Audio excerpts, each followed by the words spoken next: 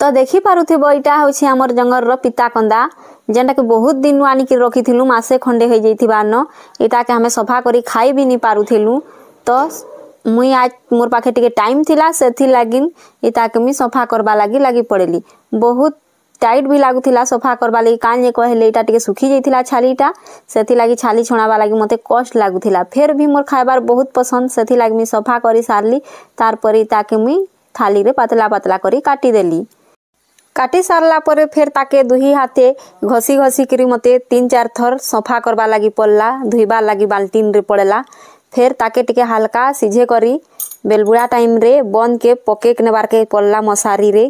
रात सारा पानी पके सारला पर सखाले जाई करी आमे कंदा के नहीं आनलु आउ फिर टिके हल्का सिझे करी ताके फिर छानी देलु तो एते काम करला परे आमर खाइबा लागी कंदा प्रस्तुत हो गला देखि पारुथिबो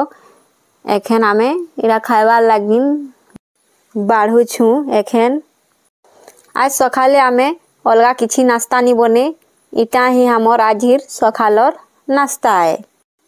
मोर तो ई कंदा खाइबा लागी बहुत पसंद आ बहुत भल लागसी मते आ इटा है चामर सखालर नाश्ता है तो केन केन माने ई कंदा के खाइबा लागी पसंद करसो आ ई कंदार ना जानी छ से माने कमेंट रे जरूर बताबो।